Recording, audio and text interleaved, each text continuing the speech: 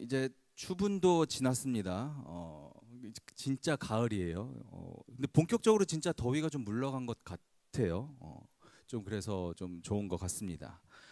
근데 요즘 들어서 안 보이던 모기가 좀 많이 늘어난 것 같아요. 네, 모기가 저희 집에서도 저만 물리는데 모기 잘 물리시는 분들 주의하셔야 될 것 같습니다. 네, 그 모기도 목표를 향해서 날아갑니다. 그렇죠? 목표. 누군가를 피를 빨려고 날아갑니다. 근데 사실 이건 모기만 그렇진 않죠. 우리 모두가 목표를 향해서 달려갑니다. 그 목표가요, 정말 거창한 걸 수도 있어요. 여기 있는 분들 중에서는 정말 꿈이 엄청 크신 분들도 있을 거고요. 아니면은 진짜 단기적으로 조금씩 그 목표를 이뤄가시는 분들도 계실 겁니다. 네, 한번 여러분들께 질문해 보겠습니다. 여러분, 목표를 왜 세우세요? 또 왜 우리가 목표를 세울 때 지금보다 더 높은 곳을 향해서 우리가 목표를 잡을까요? 세상에는 정말 위대한 사람들이 많습니다. 그렇죠? 어렸을 때는 위인전기에 나오는 그런 위인들을 보면서 아, 저렇게 되고 싶다 하고요. 조금 자란 후에는 이제 TV에 나오는 연예인들 보면서 아, 저렇게 되고 싶다 또 하고요. 또 이제 좀 많이 자라면 이제 정말 영향력 있는 사람들, 세계에 영향을 끼치는 사람들, 그 사람들을 우리가 목표로 두고 저 사람처럼 돼봐야겠다 하는 그런 생각을 합니다. 그래서 뭔가 대단하고 정말 무언가 세상적 성취가 있는 사람들을 우리가 위대하게 여긴다고 할 수 있습니다. 세상의 기준은 뭔가요? 일단 스펙이 좋아야겠죠. 여러분 스펙 잘 쌓고 계시죠? 여러분들 세상을 살기 위해선 스펙이 필요합니다. 영향력도 있어야겠죠. 그 영향력을 잘 발휘하려면 SNS 팔로워 숫자도 많아야 될 거예요. 내가 올리는 글을 기다리는 사람들. 또 우리가 얼마나 학업적인 성취를 가졌냐, 일에서 성취를 얼마나 가졌냐, 내가 살면서 얼마나 많은 명예를 가졌냐, 이런 것들 굉장히 중요하게 여겨질 겁니다. 세상은요, 성공이라고 하는 것을 위대함과 연관지어서 이야기를 합니다. 여러분 성공하고 싶으신가요? 혹시 여기 성공하기 싫으신 분, 저는 그냥 실패해서 길바닥에 나뒹구는 삶 살고 싶습니다 하시는 분 없으시죠? 없으실 겁니다. 네. 저는 어떨까요? 저도 성공하고 싶었습니다. 그리고 제가 유명해지고 싶었을까요? 별로 유명한 건 그렇게 욕심에 안 들었을까요? 어때 보이세요? 저는 유명해 보이고, 근데 지금 저는 네. 저도 진짜 유명해지고 싶었어요. 엄청 유명해지고 싶었습니다. 그래서 하나님께 맨날 기도했어요. 하나님, 기회를 한 번만 주시면, 유명해질 기회를 한 번만 주시면 제가 진짜 열심히 살겠습니다. 진짜 유명해지고 싶었어요. 그래서 제가 음악학교를 졸업하고 제 첫 앨범이 나오자마자 한 작업이 방송국에 다 돌리고 네이버에 먼저 연락을 했어요. 나 이제 음악가다. 나 등록시켜 달라. 그래서 여기저기 다 등록하고 다녔어요. 이제 여러 가지 매체에서 나를 알리는 게 굉장히 중요하겠다 싶어가지고 여기저기 알리고 다녔습니다. 그런데 제게 한 계기가 있었어요. 이 계기를 통해서 정말 나는 유명해지면 안 되겠다라는 생각을 한 때가 딱 있었습니다. 저도 되게 유명해지고 싶었으니까 그 당시에 저랑 같이 음악하던 친구들이랑 홍대에서 굉장히 활발하게 활동하던 기간이 한 3년 정도 있었어요. 공연도 굉장히 자주 했습니다. 그래서 아주 작지만 팬덤도 형성이 됐어요. 그러던 어느 날 제가 개인적인 약속이 있어서 역 이름을 잊어버리지도 않아요. 구로 디지털 단지에서 제가 지하철을 기다리면서 이렇게 있었어요. 근데 그때 어느 한 사람이 저를 알아보고 저한테 와서 팬이라고 하면서 반갑게 인사해주고 막 그러는 거예요. 근데 그 순간에 전 처음 알았어요. 길바닥에서 누군가 나를 알아본다는 게 정말 무서운 일이구나. 저는 그 순간 진짜 무서웠어요. 근데 이 순간이 정말 제가 그렇게 기다려왔던 순간이거든요. 길 가면은 누가 나 알아봐 주는 거, 누가 정말 기타리스트 누구 이렇게 알아봐 주는 게 정말 제 소원이었는데 막상 그것이 현실로 다가오니까 굉장히 무섭더라고요. 또 어느 날은 지하철을 타고 친구랑 이야기하면서 가고 있는데 제가 그 당시에 트위터를 굉장히 많이 했거든요. 트위터를 이제 쓱쓱 보고 있는데 제가 어느 트윗에 멘션이 돼 있는 거예요. 그래서 그걸 딱 봤는데 저를 그 지하철역에서 봤다는 트위터가 올라온 거예요. 트윗이. 굉장히 무서웠습니다. 정말 그 순간 깨달았습니다. 아, 유명해진다는 것도 이거를 감당할 수 있을 만한 용기가 있어야 유명해지는 거구나. 그래서 그 순간부터 진짜 하나님께 기도를 바꿨어요. 하나님, 저 안 유명해져도 돼요. 그냥 일할 수 있게만, 그냥 제 재능 낭비만 되지 않도록 사용만 해주세요. 요즘에 이렇게 기도하고 있습니다. 그래서인지 요즘 하는 것마다 하나도 유명해지지 않고, 네. 적당한 선을 타는 것 같은데 기도를 여러분 잘 하셔야 됩니다. 어쨌든 그래서 딱 그 순간 저는 깨달았어요. 아, 이거를 이렇게 유명세를 즐기는 것도 정말 어떤 그런 즐길 수 있는 것까지 있어야 내가 이런 세상에서 뭐 이렇게 유명해지고 그럴 수 있겠구나. 그래서 딱 그 생각 든 단어가 딱 이거였어요. 분수에 맞게 살자. 그 이후로는 이제 제가 정말 위축돼 가지고 활동을 굉장히 많이 줄였어요. 근데 여러분, 이런 이야기를 들어도 아이, 그거는 목사님이고요, 저는 유명해지고 싶어요, 이러시잖아요. 그렇죠? 여러분들 모두 유명해지는 것을 원하시는 분들이 많이 있을 거라고 생각합니다. 근데 성경에도 정말 유명한 인물들, 위대한 인물들이 많이 나옵니다. 당장 우리가, 여러분들 이제 마음속으로 한번 떠올려 보세요. 여러분 평소에 성경 자주 읽으시니까, 그렇죠? 우리가 막 떠올리려고 하면 뭐 아브라함도 있고, 요셉도 있고, 뭐 다윗도 있고, 모세도 있고, 베드로도 있고, 정말 많습니다. 근데 사람은요, 이상한 버릇이 하나 있어요. 어떤 것을 떠올리려고 할 때, 예를 들어서 제가 지금 위대한 인물 떠올려 보세요, 성경의 위대한 인물 떠올려 보세요 할 때 세상에서 내가 경험했던 것들을 섞어서 떠올립니다. 그래서 지금 성경의 위대한 인물 떠올리세요 했을 때도 아마 여러분들 마음속에는 성경에서 정말 많은 성공을 이룬 사람이 누가 있을까? 누가 정말 성공적인 그런 성경에 기록된 이야기가 있는 사람이 누구지? 하면서 아마 떠올렸을 겁니다. 맞아요. 여기 있는, 뭐 일단 이거 뭐 AI한테 그려달라고 했는데 누군지 대충 감은 오는데 정확하게 찝을 수 있는 사람은 사실 모세밖에 못 찝겠어요. 네, 뭐 여러 명 있겠죠. 뭐 이런 성경에서의 위대한 인물들, 이 성경에서 위대하다는 것은 뭐하고 연결이 돼 있을까요? 능력이 얼마나 좋은가? 얼마나 큰 영향력을 줬는가? 근데 그래서 우리가 이러한 성경의 인물들을 보면서 우리도 저 성경의 인물처럼 삽시다라고 하면 어떤 느낌을 받아요? 아니, 저렇게 위대하신 분들하고 우리하고 어떻게 비교를 해요? 우리가 어떻게 저렇게 살아요? 저분들은 위대하신 분들이니까 저렇게 성경처럼 산 거죠 라고 확정짓고 생각을 하는 경향이 있습니다. 그러니까 하나님께 쓰임받는 자들은 정말 대단한 사람들, 뭔가 능력 있는 사람들, 나는 그냥 교회 다니는 사람, 이렇게 연결이 된다는 거죠. 근데 정말 그럴까요? 하나님은 능력이 좋은 사람만 사용하실까요? 성경에 나오는 이른바 우리가 위대하다라고 일컫는 사람들은 처음부터 하나님이 준비하시고 예비했던 사람들일까요? 오늘 함께 읽은 본문은 사무엘상입니다. 그러니까 사무엘상의 뜻이 뭐죠? 사무엘 1권이라는 뜻이에요. 다시 말해서 사무엘이라는 사람의 이름을 딴 그 성경이 지금 우리 구약 성경에 들어있는 거예요. 그럼 이제 사무엘이라는 사람을 한번 살펴봅시다. 사무엘은 어떤 사람이었죠? 이스라엘의 위대한 지도자였습니다. 사무엘의 능력은 어땠을까요? 정말 좋은 능력을 갖고 있지 않을까요? 우리에게 정말 잘 알려진, 우리가 교회를 다닌 지 얼마 안 됐어도 사무엘 하면은 많이 들어본 이름 할 정도로 우리가 많이 들어봤는데, 한번 우리 사무엘의 일대기를 한번 살펴보면서 한번 평가해 봅시다. 사무엘은 왕이었나요? 사무엘은 왕이 아닙니다. 사사였어요. 사사는 왕은 아닙니다. 그러면 사무엘은 뭐 어떤 귀족 출신이었나요? 아니요. 사무엘은 그냥 평범한 평민 출신이었어요. 자, 아이가 안 생겨서 계속 기도하러 왔던 그 여인, 그 한나의 그 아들이 바로 이 사무엘이었습니다. 그러면 이 사무엘에게 어떤 역사적인 업적이 있었나요?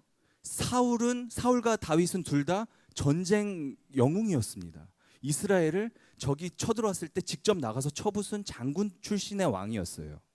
근데 사무엘은 그런 기록이 있나요? 물론 사무엘의 시대에 블레셋이 쳐들어와서 막았다는 기록이 있는데 그 기록 잘 살펴보세요. 사무엘은 그냥 저기서 기도만 하고 있고 일은 다 누가 있어요?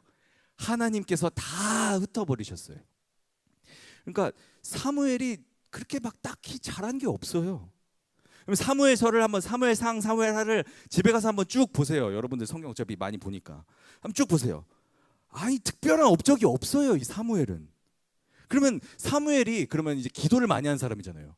이적을 많이 일으켰을까요? 모세처럼 막 홍해를 가르고 반석에서 물이 나오게 하고. 아니요. 사무엘은 그런 것조차도 없습니다. 그러면 솔로몬처럼 큰 성전을 짓기를 했을까요? 아니요. 사무엘의 시대 때는 뭐 별 그렇게 막 지은 것도 없습니다. 그러면은 자식 농사는 잘 지었겠죠, 사무엘이. 그래도 정말 하나님 말씀의 사람인데. 자, 근데 한번 볼까요? 자, 우리 사무엘상 8장 1절 말씀부터 3절 말씀까지 함께 읽습니다. 시작. 사무엘이 늙음에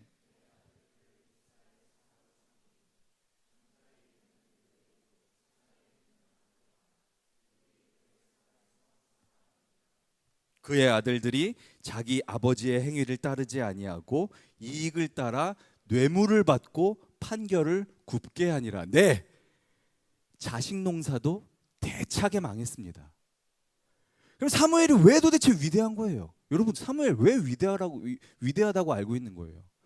왜 사무엘의 이름이 들어간 성경이 구약 성경에 있을까요? 왜 세상적인 평가로 본다면 사무엘은 진짜 별 볼 일 없는 사람까지는 아니었어도 이렇게까지 칭송받을 사람이 아닙니다. 위대한 사람 사무엘이라고 부를 수 있는 구석이 단 한 군데도 없습니다. 그냥 우리가 역사적으로 접근한다면 그냥 사무엘은 그냥 조금 유능했던 이스라엘의 지도자 중 한 명이라고 볼 수 있습니다. 그래도 사무엘 통치 기간에 이스라엘은 안정되긴 했거든요. 그런데 사무엘에게는 세상이 평가할 수 없었던 특별한 기준이 있었습니다.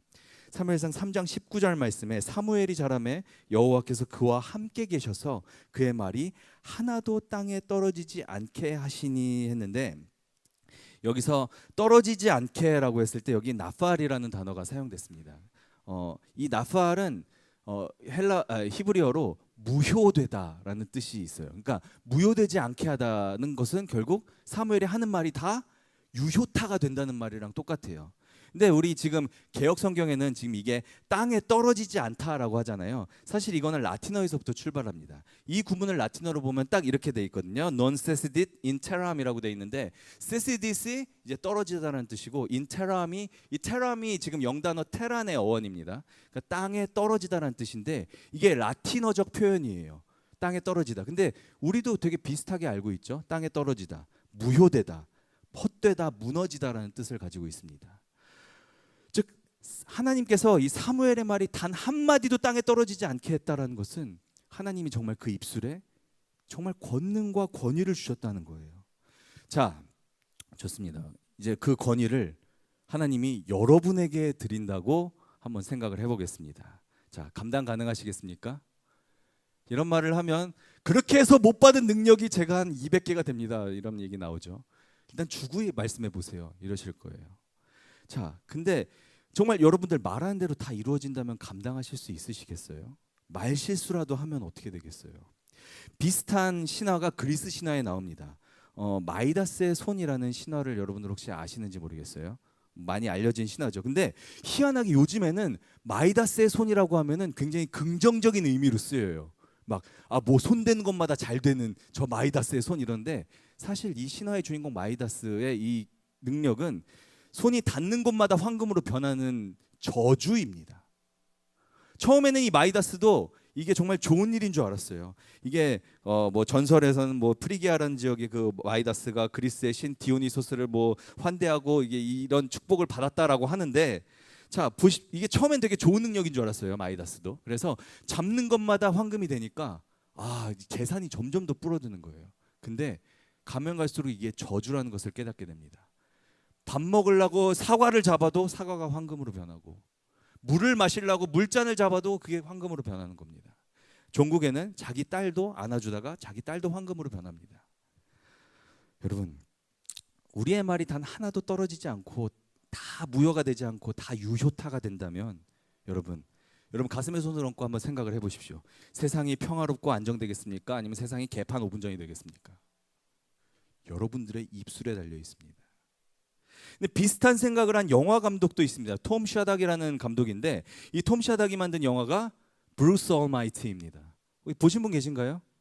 좀 오래된 영화긴 한데 제가 중학교 때 나왔나 고등학교 때 나왔나 그랬던 영화인 것 같은데, 이 주인공인 짐 캐리가 이제 삶을 살아가다가 어느 날 하나님이 삶에 대한 불평이 많았어요. 그러다가 하나님한테 맨날 저한테 저 좀 살게 해주세요 이렇게 하다가 하나님이 휴가를 가겠다고 자신의 능력을 짐 캐리한테 주고 떠나십니다. 자, 하나님도 휴가가 필요하시겠죠? 어쨌든 뭐 짐 캐리가 이제 하나님의 권능을 받고 이제 그거를 막 이제 행동하는데 말 그대로 이제 자기 마음대로 행동할 수가 있는 거예요. 자기가 이제 하나님이 된 거니까. 뭐 자기를 괴롭히는 상사들을 다시 역으로 괴롭혀주고 라이벌에게 복수하고 또 자신의 출세를 위해서 능력을 사용하고 뭐 그런 이야기가 나옵니다. 그런데 능력이 있으면 책임도 있기 마련입니다. 이내 이제 하나님이 해야 되는 일들이 이 짐 캐리에게 막 들어옵니다. 갑자기 머릿속에 막 이상한 말소리가 들리는 거예요. 그래서 가만히 들어보니까 사람들의 기도 소리였어요. 하나님도 그러니까 사람들의 기도 소리를 듣고 이게 응답을 주셔야 되잖아요. 그러니까 짐 캐리 머릿속에 계속 사람들의 기도 소리가 나오는 거예요. 그래도 짐 캐리가 좀 나름 똑똑한 머리를 이용해서 이거를 사람들의 기도를 머릿속에서 울리게 하는 게 아니라 한 프로그램을 만들어서 거기에 이메일처럼 쫙 받게 만듭니다. 자, 그래서 이메일을 하나씩 이렇게 보겠죠. 여러분 혹시 이메일 이렇게 좀 밀렸다가 보면 아시겠지만 한 1000개쯤 밀리면은 정말 보다가 보기가 싫어집니다. 대부분 스팸이고요. 그렇죠? 근데 그러다가 이제 짐 캐리도 이제 하나하나 기도에 응답을 해주다가 짜증나니까 그 기도를 다 일괄 선택을 해버리고 다 예스를 때려버립니다. 자, 모든 기도가 이루어졌어요. 모든 기도 응답이 예스가 됐습니다. 자, 세상이 평화롭겠습니까? 아니면 개판 5분 전이 됐겠습니까? 우리가 이룰 수 있는 모든 것을 다 이루는 것 분명히 좋아 보이는 일입니다. 지금 잠깐만 생각하면은 정말 내가 좀 양심적으로 사용하면은 세상이 좀 평화로워지지 않을까라고 생각할 수 있지만 실제로 그런 일이 일어난다면 세상은 100% 혼란에 빠질 겁니다. 왜 그러죠? 사람마다 자기가 원하는 것이 다르고 욕망하는 것이 다르고 우리가 어떻게든 바라는 이익들이 다 다르고 겹치기 때문입니다. 세상의 이익은요 제로섬이에요. 그래서 누군가 이만큼 가져가면 누군가는 반드시 피해를 보게 돼 있어요. 그래서 사람의 욕망으로는 모든 사람의 평화를 이룰 수가 없습니다. 근데 그러한 능력을 하나님께서 사무엘에게 주셨다는 거예요. 하나님은 왜 사무엘에게 이런 능력을 주셨을까요?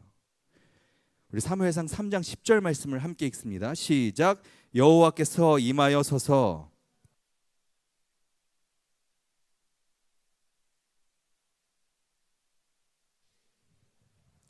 이게 사무엘의 기본 태도였어요.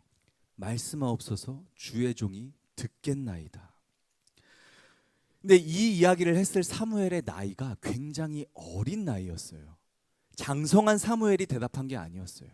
정말 어린 나이에 엘리 제사장과 같이 살면서 하나님의 음성을 들었을 때 사무엘이 했던 얘기가 이겁니다. 말씀하옵소서 주의 종이 듣겠나이다. 하나님의 능력을 받는 조건은요 세상의 스펙, 능력, 유명세가 아닙니다. 경험이 많다고 받을 수 있는 것도 아니에요. 하나님의 사람으로 위대해지는 조건, 큰 업적을 이루고 글로 남을 만한 일을 하는 것, 이런 것들이 아니에요. 바로 이 아이 사무엘이 이야기했던 것처럼 순종하는 겁니다. 순종한다는 건요 내 생각을 온전히 꺾어버리고 하나님의 말씀에 귀 기울이는 작업입니다. 내 생각대로 계획하고 움직이는 것이 아니라 하나님의 계획을 살피면서 그 계획대로 움직이는 것이 순종입니다. 사무엘은 하나님께 순종할 줄 아는 사람이었습니다.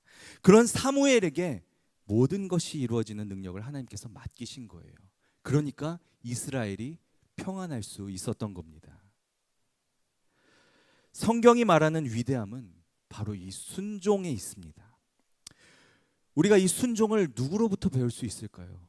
우리를 위해서 돌아가신 참 스승인 그리스도 예수님으로부터 볼 수 있습니다.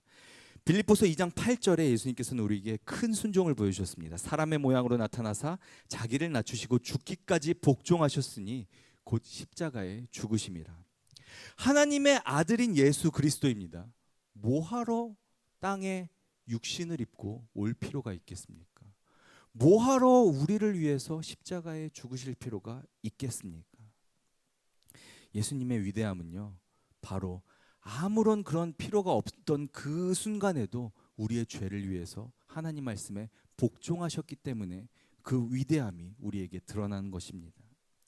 예수님은요, 단지 순종하라고 입으로 막 얘기하고 다니시는 분이 아니었어요. 예수님께서는 직접 순종이 어떤 건지 계속해서 보여주시고 마침내 십자가까지 순종하신 겁니다. 예수님을 따르는 많은 무리들이 있었습니다. 예수님을 가까운 제자라고 이야기하면서 난 예수님의 제자라고 하면서 예수님을 따라다니던 허다한 무리가 있었어요. 그들이 예수님과 같은 마음이었을까요? 예수님은 그래서 그들에게 이렇게 이야기했습니다. 누구든지 하나님의 뜻대로 행하는 자가 내 형제요 자매요 어머니니라. 여기서 하나님의 뜻대로 행한다라는 그런 단어에는 영어 성경으로 Whoever does God's will 이라는 문장이 쓰였습니다. God's will. 이 will이라는 단어는 굉장히 많이 사용되는 단어인데 여기에는 유언이라는 뜻도 있습니다. 이 유언은요, 죽기 전에 사람이 이건 반드시 이루어줘 하고 남기는 소망의 이야기입니다. 즉 하나님의 뜻대로 행한다는 것은 하나님이 반드시 우리에게 하라고 원하신 그 소망, 그것을 명령하신 것을 다 그대로 행하는 것이 바로 순종이라고 할 수 있습니다. 그리고 그런 것들을 감당할 수 있는 사람들이 예수님의 말씀처럼 예수님의 가족, 형제, 자매가 될 수 있는 겁니다. 우리도 예수님을 따라다니던 수많은 무리들 중 하나처럼 보일 수 있습니다. 참된 제자가 되는 기준은요, 하나님의 자녀가 되는 권세를 얻는 기준은요, 바로 이 하나님 말씀에 여러분들이 온전히 삶에서 순종할 수 있냐, 순종할 수 없냐라는 것입니다. 근데 우리는 결국 사람들입니다. 우리도 인생을 살아가면서 우리 뜻대로 살아갈 때가 너무나 많습니다. 우리 인간적인 마음으로는요, 이런 순종을 감당하는 것이 정말 너무나 어렵습니다. 근데 여러분, 이 사실을 기억하셔야 됩니다. 성경의 그 어떠한 위대한 인물들도요, 처음부터 완벽하게 순종하지 못했습니다. 우리 모세를 한번 볼까요? 우리 모세가 처음에 가시떨기나무에서 하나님 만났을 때 이렇게 얘기했어요. 우리 출애굽기 4장 13절 같이 한번 읽겠습니다. 시작. 모세가 이르되 오 주여 보낼 만한 자를 보내소서. 이게 그냥 오 주여 보낼 만한 자를 보내소서지, 하나님 보낼 만한 사람을 보내세요. 제가 거기를 어떻게 갑니까? 이 얘기한 거예요. 모세가 하나님께. 하나님 사람 잘못 보셨어요. 저 말 못해요. 근데 모세도 못하겠다, 버팅기다. 결국 하나님이 아론도 붙여주시고 모두 해줄게 하면서 해가지고 결국 순종하게 된 거예요. 근데 그 모세가 어떻게 됐습니까? 민족을 이끄는 위대한 지도자가 됐잖아요. 여러분, 강제로 한 순종이더라도요, 어쩔 수 없이 하나님의 말씀에 따라가더라도요, 결국 그 끝이 위대하게 될 수 있다는 겁니다. 또 사사기에 기드온이라는 사람이 나옵니다. 이 기드온도요, 정말 하나님 말씀을 더럽게 안 들었던 사사예요. 이 기드온은 마지막 말로도 좀 안 좋았지만 시작할 때도 조금 삐끗했습니다. 여호와의 사자가 기드온에게 나타나서 이렇게 이야기합니다. 너가 이제 선택받았으니까 지금 이스라엘을 괴롭히는 저 미디안 족속들을 다 쳐부셔야 돼. 자, 그 이야기를 들은 기드온은 제가요? 이렇게 나온 겁니다. 그리고 이 기드온은 정말 담력도 커요. 근데 담력이 큰데 그렇게 막 좀 그런 것 같아요. 하나님을 테스트해 봅니다. 그래서 어떻게 테스트하냐? 보소서 내가 양털 한 뭉치를 타작마당에 두리니 만일 이슬이 양털에만 있고 주변 땅은 마르면 주께서 이미 말씀하신 같이 내 손으로 이스라엘을 구원하실 줄을 내가 알겠나이다 하였더니, 그러니까 이 무슨 말이에요? 나 양털 조각 여기다 하나 놓을게요. 내일 아침에 일어났는데 양털만 이슬이 가득하고 땅이 뽀송하면은 내가 하나님 말씀이라고 내가 생각하고 내가 할게요라고 한 겁니다. 하나님이 굉장히 쿨하게 넘어가십니다. 그래, 내가 그렇게 해줄게. 그래서 다음날 봤더니 진짜 땅은 뽀송뽀송한데 그 양털에만 이슬이 맺혀 있는 거예요. 그런데 이 에겐남 기드온은 정말 이걸로 인정하기가 싫었어요. 하나님께 또 다른 딜을 합니다. 그러면 하나님 진짜 죄송한데요, 기드온이 또 하나님께 여쭈되 주여 내게 노하지 마옵소서. 내가 이번만 말하리다. 구하옵나니 내가 이번만 양털로 시험하게 하소서. 원하건대 양털만 마르고 그 주변 땅에는 다 이슬이 있게 하옵소서 하였더니 했습니다. 그러니까 만약 제가 하나님이었으면 제 기드온이고 뭐고 그냥 제가 다 뒤집어 엎었을 것 같아요. 그래서 하나님이 제 입술에 권세를 안 주시는 것 같아요. 하나님은 근데 또 한 번 참으시고 기도원의 이야기대로 해주십니다. 이번엔 다음날 일어나 봤더니 양털은 뽀송뽀송하고 겉에는 다 젖어 있어요. 그때야 비로소 이 기드온이 순종하기 시작했고 기드온과 300용사로 기억되는 성경의 위대한 인물이 되었습니다. 여러분, 우리가 아는 이렇게 위대한 인물들도요, 처음부터 큰 일을 감당하지 못했습니다. 하나님 말씀에 작은 것부터 순종할 줄 아는 거를 배우면서 훈련받고 또 하나님께 혼나기도 하고 하면서 점점 그 순종의 열매가 거대해져서 하나님께 크게 쓰임 받았다는 이야기입니다. 그래서 예수님께서는 이렇게 말씀하셨습니다. 지극히 작은 것에 충성된 자는 큰 것에도 충성되고 지극히 작은 것에 불의한 자는 큰 것에도 불의하니라. 지극히 작은 것에 충성 순종하는 사람들은요, 나중에 하나님이 큰 일을 맡기시더라도 순종을 합니다. 그런데 우리가 기억해야 될 것은요, 이것들을 순종을 잘 감당해내서 우리가 위대해지는 것은 세상의 성공이 아니라 하나님이 주신 위대함 속에 우리가 포함된다는 사실입니다. 세상에서 위대해진다는 것은 점점 더 높은 곳으로 올라간다는 것을 의미합니다.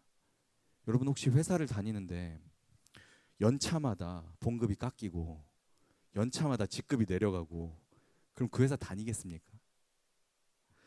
세상은요, 목표를 향해서 가야 돼요. 더 높은 곳으로 올라가야 돼요. 여러분, 그렇게 사시고 계시죠? 괜찮아요. 여러분, 그 목표를 이루어 나가야 됩니다. 우리가 세상을 등지며 살 수는 없어요. 우리도 세상을 살아가야 합니다. 세상에서는요, 여러분, 세상이 요구하는 그 성공을 따라서 가십시오. 그런데 그 가운데에 우리가 잊지 말아야 할 것이 순종이라는 것입니다. 우리가 세상에서 위대해지고 싶다, 요거 하나만 바라보고 살아간다면 다른 사람을 누르고 치우고 경쟁하면서 이기려고 애쓰는 자신을 발견하게 됩니다. 또 때로는 저처럼 유명해지려고 애쓰다가 막상 내가 찾던 게 이게 아닌가 하면서 방황을 시작하기도 합니다.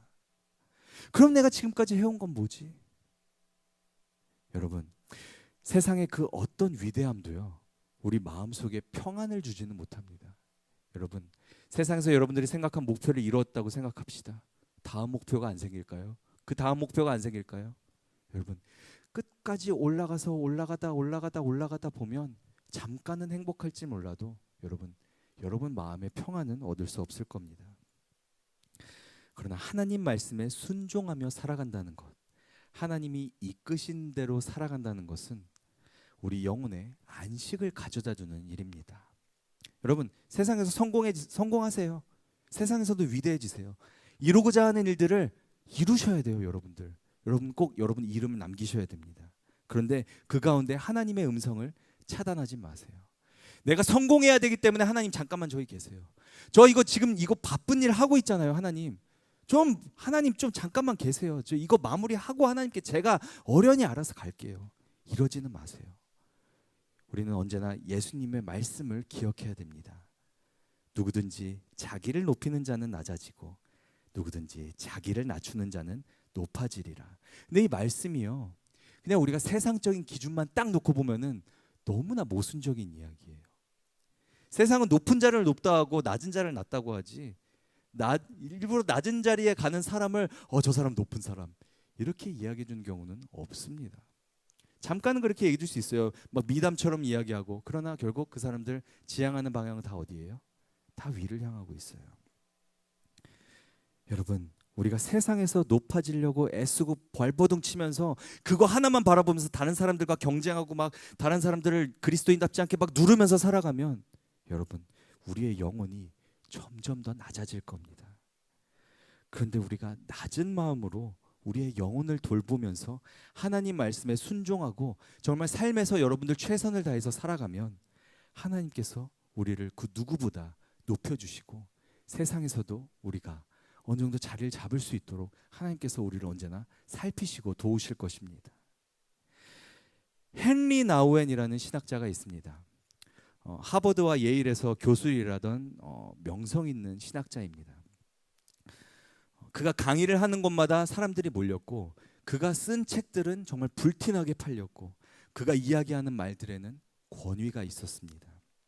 그러던 그가 1985년 9월 9일 하버드 교수직을 내려놓고 떠났습니다. 그러면서 이런 말을 남겼습니다. 나는 성공을 추구하는 사람에서 순종을 실천하는 사람으로 바뀌기를 원했다. 그는 교수직과 하던 일들을 모두 정리하고 캐나다에 있던 라르쉬 데이브레이크라는 공동체로 발걸음을 옮겼습니다. 근데 그 공동체는요, 직접 장애인들이 모여 있는 그러한 공동체였습니다. 큰 명성과 영향력을 가지고 있던 이 헨리 나우에는 더 많은 일들을 감당할 수 있음에도 불구하고 더 낮은 곳으로, 그곳에서 이 헨리 나우엔이 아무리 똑똑해도 이 사람들에게 뭘 같이 해줄 수 있겠어요? 근데 그런 것들, 내가 가진 능력들 다 뒤로 하고 그동안 말뿐이었던 신학적 연구들, 그것들을 행동하는 순종의 고백으로 바꾸려고 떠났던 겁니다. 그는 하버드를 떠나던 날 자신의 일기장에 이렇게 남겼습니다. 교수직을 내려놓는다는 것은 어려운 결정이지만 한 점 아쉬움이 없다. 라르쉬에서 산다는 데는 여러 의미가 있는데 더 투명한 마음을 향한 초대도 거기에 들어갈 것이다. 세상에서는 위대한 학자로 또 교수로 명망이 있었던 그는 그냥 그게 라르쉬 데이브레이크에서는 그냥 평범하고 그냥 조금 머리 좋은 사람, 그냥 넘버 원, 그냥 일 뿐이었어요. 근데 그 평범해 보이는 그곳에서 그는 하나님 말씀에 순종하는 이웃으로 살아갔습니다. 근데 하나님은 그런 자들을 사용하신다는 겁니다. 그리고 그런 자들을 하나님의 마음에 합한 위대한 인물로 세우십니다. 세상에서 성공하고 이름을 남기는 것 얼마 가지 않아요. 길어야 지금까지 인류 역사가 얼마나 됐죠? 5,000년 가나요? 우리가 알고 있는 위인들, 우리 주변의 유명인들, 인플루언서들, 그들의 이름이 얼마나 가겠습니까? 당장 한 몇 년 전에 유명했던 인플루언서도 지금 이름도 모르겠는 그렇게 사라진 그런 인플루언서들도 있고, 연예인들도 어느 순간 갑자기 행적이 뚝 끊기고. 여러분, 사람은 아무리 유명해지고 위대해지려고 해도요, 유효기간이 있어요. 그런데 하나님이 세우시는 위대한 인물, 위대한 신앙을 따라 사는 사람들은요, 천국에서 영원히 빛난다고 했습니다. 그 조건이 뭔가요? 우리가 그 영원히 빛나기 위한 조건이 뭔가요? 정말 간단하고도 어려운 순종입니다. 여러분, 혹시 여러분이 성경에 나오는 이런 위대한 인물들과 비교하기에는 자신의 신앙이 너무나 초라해 보이시나요? 목사님, 저는 교회 다닌 지 얼마 안 됐어요. 목사님, 저는 교회는 좀 오래 다닌 것 같은데 그래도 제 마음속에 그렇게 신앙이 좀 크지는 않은 것 같아요. 제가 하나님께 이렇게 하는 것도 맞는지 모르겠어요. 혹시 그런 마음이 드시나요? 조금 더 여러분들 마음 가운데에 하나님의 역사를 계속 보이면서 살아가는, 그리고 하나님의 능력을 나타내면서 살아가는 그런 삶들을 꿈꾸시나요? 그래야 하나님의 일을 더 크게 감당하실 수 있으실 것 같나요? 하나님은요, 말을 조리 있게 하지 못하던 모세가 순종했을 때 이집트의 파라오와 대적할 수 있는 힘을 주셨습니다. 그 당시 이집트 파라오, 그 지역에서 가장 높은 사람이었어요. 근데 나는 말도 잘 못하는데요 하나님 하는 사람을 데려다가 그 세상의 가장 꼭대기에 있는 사람들과 견주게 만드셨다는 거예요. 두려움에 떨던 기드온이 순종했을 때 300명의 용사와 그 300명의 용사와 함께 수많은 적들을 물리칠 수 있게 하나님께서 도와주셨습니다. 특별한 능력이 없어 보이던 사무엘이 순종했을 때 우리가 지금까지 기억하는 하나님의 사람, 위대한 이스라엘의 지도자가 되게 하셨습니다.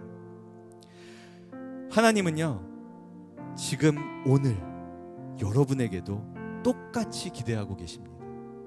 여러분, 순종하시겠습니까? 함께 하나님의 위대한 일을 감당하시겠습니까? 순종이 위대함을 낳습니다. 이 시간 여러분들에게 도전을 드립니다. 여러분, 예배를 마치면 이제 또 한 걸음 세상을 향해서 걸어갈 겁니다. 한 주간의 삶에서 아주 작은 일이라도 좋습니다. 여러분 삶에서 하나님의 음성을 들으려고 노력하고 한번 그 음성에 순종하려고 한번 도전해 보시기 바랍니다. 그 방법은요, 예수님께서 이미 우리에게 보여주셨어요. 우리가 높아져서 세상을 우리의 생각으로 살면 우리의 영혼은 점점 낮아질 겁니다. 근데 가장 낮은 곳에서, 우리의 삶의 제일 바닥에서 하나님의 말씀으로 우리를 다 내려놓고 하나님의 말씀으로 순종하며 살아간다면 그곳에서 하나님이 우리 삶에 일하실 것입니다.